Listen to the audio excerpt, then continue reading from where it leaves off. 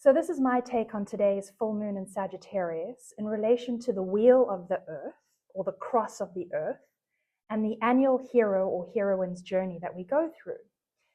In our last video, I said that we had come into the second act. We've crossed the threshold, we've entered the adventure, right? And now I felt like we've been in the place of training and making new allies. That's the first point that the hero will go through in the second act. And in a quest, it's a good symbolism that they get the blade and they're learning to fight with the blade, okay? Training. Oh, this blade is so heavy, right? But apply that blade to your own inner wound.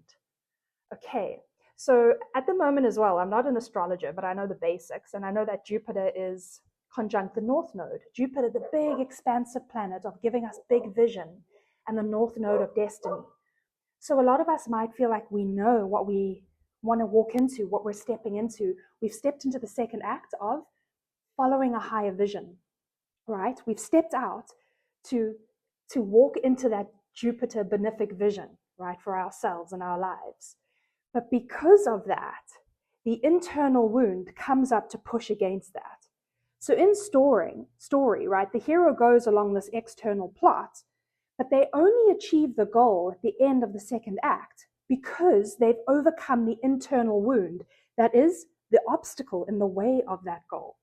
So a lot of us might have this beautiful goal, but it's bringing up the chaff. It's bringing up some kind of part of the self, an old part of the self, maybe an old friend you know well. I know that it's like that for me, in a new way. Like, can I confront and really learn to work with the shadow part of myself, come into deeper awareness, deeper healing and integration in this part of myself? Because if I don't, it's going to get in the way of me achieving my goal, right? I have this big vision for the mother and teaching and being this leader, and I can't do that unless I deal with the shadow aspect of myself.